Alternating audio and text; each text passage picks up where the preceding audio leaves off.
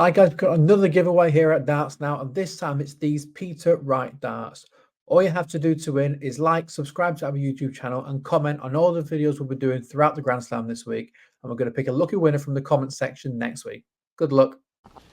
Luke Humphries, congratulations. It is your second major title in a matter of weeks. The smile says it all. Just sum up what the day's been like for us. Yeah, it's been a really tough day.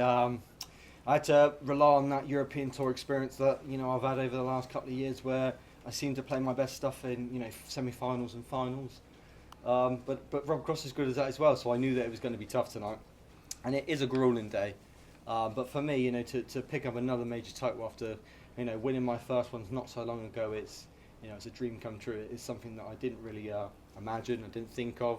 I think I said in a couple of my interviews that I'd love to pick up another one before the year comes in, but that you want it doesn't mean it's going to happen. So for me to do it is a real a good bit of confidence. Obviously to win two majors such a close time. That's some doing. So yeah, I'm really proud of that one. What's the feeling like compared to Leicester? Yeah, I mean the Leicester one will never be beaten unless it's a world title, because of course when you win your first, it's always the most special. The way I did it, the way it started, the way I finished it, it was the dream. It could never have been any better, that first one. Not saying that my second one isn't any just as good, but the first one always means the most, and then obviously the second one. I mean, this is a really tough one to win. I think the five toughest ones in my opinion in the calendar is the Worlds, the Premier League, the Match Play, the Grand Prix, and the Grand Slam. They're the most grueling. They're the hardest ones to win. So to win two of them five is something I never imagined to do in a calendar year. So yeah, I'm really pleased. 12 months ago, Michael Smith won that exact same trophy and went on to win Ali Pali. Are you a believer in omens? Not particular. I think Michael Smith's a different breed. He's been around for about 12 to 15 years and about 10 years longer than I have. And he's a much accomplished player than I am as well. As much as he maybe didn't win his first and two of the Grand Slam, he was a fantastic player for a 10 years solid. Making major finals, he was unlucky in some of them.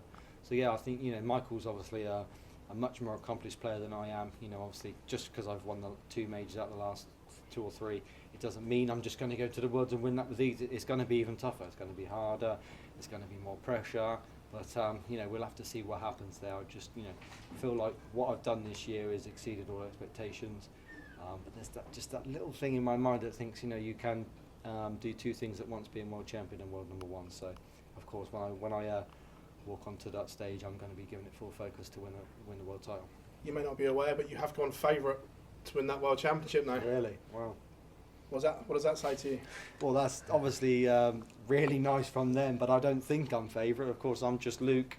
I just think of myself as a decent-ish player sometimes, and I can nick a trophy here and there. But yeah, I mean that's nice from whoever's done that. But I still think there's a lot of players in front of me that's got a lot more experience, a lot more pedigree. I've won a lot more than I have.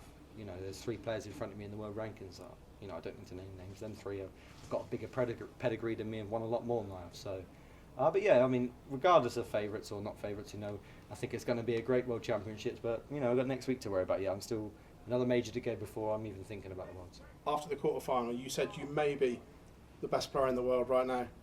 Are you now the best player in the world right now too? Maybe the best player in the world today. Best player in the world today. Yeah, that's just one of them things that I think you could be the best player in the world right now, and then next weekend I could be the second best player in the world or the third best player in the world. If Gezi picks up a title, Michael picks up a title, then all of a sudden I'm the second best player. So I can accept that maybe I am the best player in the world today, but it fluctuates so much because we're in an era now, like I always say, we're full of fantastic dart players, and it maybe, like I said, maybe in the last couple of months I've been the best player in the world, but it fluctuates quite a lot. So, but I'm happy it's been a couple of months. Many congratulations. Thank you, Phil. Luke, a fantastic night for yourself and a fantastic Grand Prix final as well. What was the match like to play, and how did it feel up there to be throwing as well as you were throwing? Yeah, it felt a lot more smoother than it did in the Grand Prix. It felt a lot of hard work. I didn't play consistently well throughout the Grand Prix. But like I said, when you get that first one over the line, I think everything else becomes a lot easier. I think consistently I was much more better in this tournament. you know, like I've said in previous interviews, that you win that first and it gives you a different confidence. You know, you can go on and win more and more, and it's no coincidence that, you know, over 5-6 years of my career I've not won a major title, and all of a sudden I've won 2 in 5 or 6 weeks. So I've got to give credit to that Grand Prix when it's allowed me to unleash the beast to be a different player. We often talk about this time of year being a good time to be in form. You've obviously won 2 majors in the space of 4 or 5 weeks now. You must be looking at these next few weeks as a big opportunity to sort of cash in on some excellent form. Yeah, I mean, I've got a great opportunity now to pick up as many major titles as I want. Not just this, you know, my whole career ain't going to rely on the next 4 to 5 weeks. It's going to rely on the next 20 years. And you know, if the Players' Championships don't go well and the Worlds don't go well, I'm not going to panic. You know, it is what it is. I'm hoping I'm going to stand here in 20 years' time and be picking up, you know, 10, 15 major titles. You know, I don't think that my career relies on the next couple of weeks because I've, you know, been playing well. But, you know, I stand every chance just like everybody, the top 4 does. You know, I think this, me, Michael van Gerwen and Gezi, we're all going to be really looking forward to the Worlds. We really want to win it, but of course there's probably another 20 that could win it. So, yeah, it's going to be possibly one of the best World Championships we've ever seen. We've asked you the age-old Premier League question time over time over the years. Finally now, are you in? We'll see what happens. I mean, I'm hoping I'm in now. I think I'm not sure if I can be caught in the top 4 in the world, but hopefully they don't change it to the top 3 and then I might have to nervously wait. But no, I think, you know, that may be sorted now. But I'm happy the way it worked out. I think, you know, this year it was. I was devastated to lose out on that, but of course, I think a lot of people at the top of the board probably thought, new dad, they know what they're doing. Maybe if they'd have put me in the Premier League, I wouldn't be sat with 2 major titles. Maybe I would have, you know, it might have ruined me, and I would have never been the player I am right now. So, the top people in the PDC know what they're doing, and that's maybe why they didn't select me. And they'll probably be looking at it and be like, "We know what we're doing. Don't worry." So, you know, next year I've got to have a busy schedule, but I'm looking forward to it. I think if I'm going to partake in my first Premier League, now's the time to do it. I think after the recent success. Okay, cheers for your time. Thank you very much. Lucas, you've got a tournament average of over 100, but you still look so fresh. How much more do you have in the tank? Not just for next week, but just moving forward. Oh yeah, go another 20 legs, yeah. I feel like I could go another game, but that's not. That's down to losing the weight and feeling more fresh and you know, doing things that suit me and help me towards these things. I probably could play another game up there, and about an hour and a half before the game I'm thinking I'm really tired, like, I don't know how this is going to go. So I think the adrenaline helps you through. The European Tour has been a massive catalyst for my success. I pay dividends to that because that really has helped me and made me the player I am today. So, you know, all them, you start from the bottom, you work your way up, you win these, you know, Pro Tours, Euro Tours, all this experience takes you up. And then the Grand Prix title was a massive stepping stone, and I feel like if I didn't win that Grand Prix, I don't think I would have played like I did in the final, but I felt relaxed, I felt at my best. And, you know, I thought I had a fantastic tournament, to be fair. I know the semis wasn't my full potential, but, you know, it's hard to play that well all the time. In the final, was it in your mind to try and hit that double 16 early? It took 13 attempts against James to finally get it, and then you hit it early on in this. Was the not so great performance against James in your mind heading into this final, or was it just completely gone and focused on against Rowe? I won the game, so it was never in the back of my mind.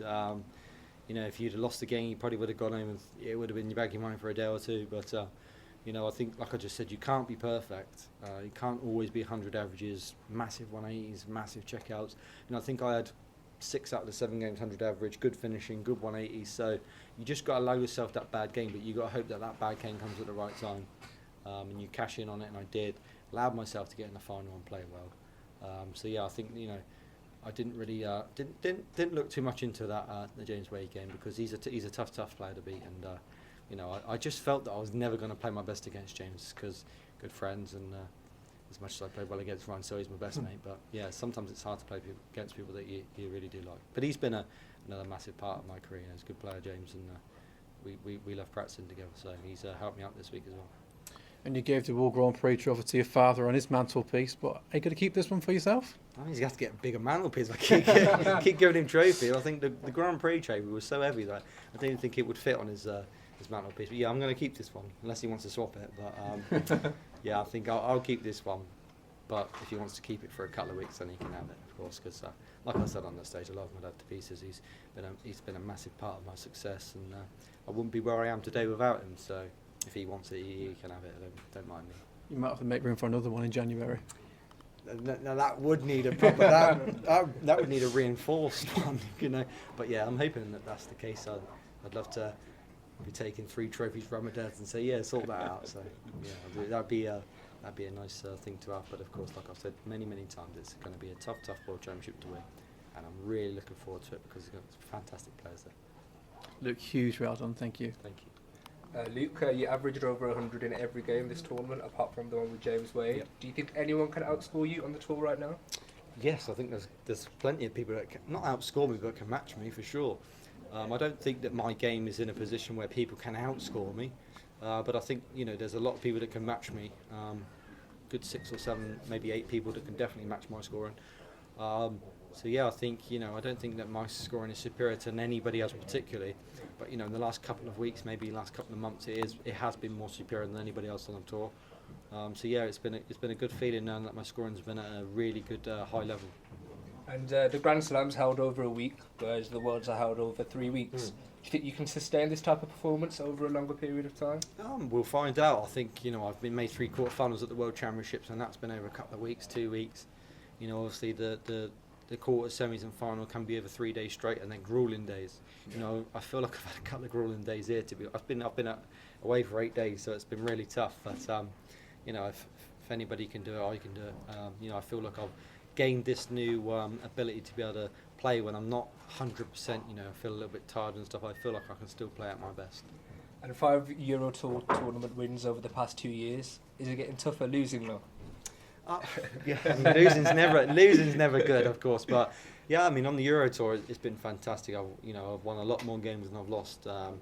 But I am probably one of the best losers on the tour. I know that sometimes when you lose, you just have to take it on the chin. And there's been plenty of moments this year where I've lost, probably should have won, and just don't let it beat me up anymore. A couple of years ago it would have, but now I'm a more sort of more of a mental head that allows me not to let them defeats get me down. And I mean, once you get these moments, you have to accept that they're not going to happen all the time. You have to accept that you're going to have these downs and lots of ups, lots of downs. But I'm hoping there's going to be a lot more ups in the future.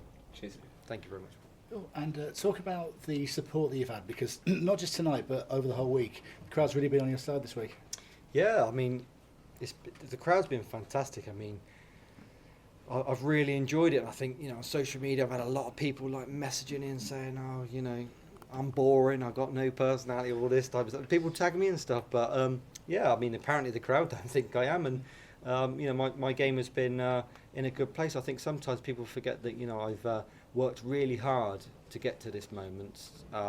Incredibly hard. Lost a lot of weight, battled a lot of mental health problems and stuff like that, and now I'm working hard and reaping the rewards. So I don't really care as long as I'm picking up trophies. I'm not really too fussed. But the crowd have been on my side in front of a lot of people that I would have expected. Obviously against Gary, they were fair against me. So yeah, the crowd have been fantastic, and I really appreciate it. It's not a bad old venue to play out this, is it? I love it. I love it.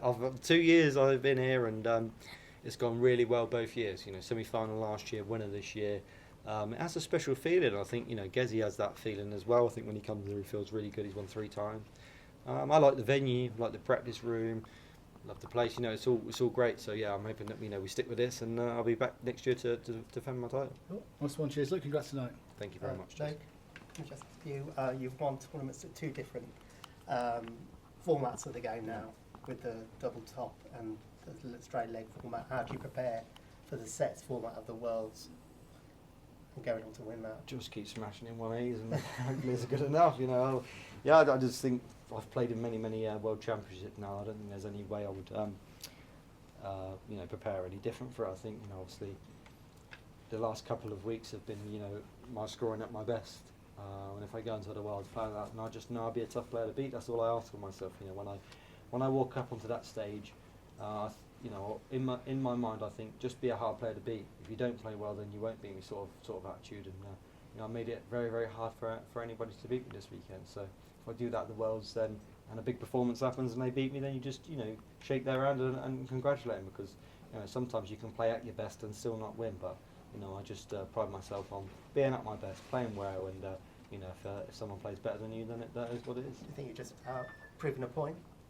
I'm not really proving any points. I think I'm here just to every tournament to win.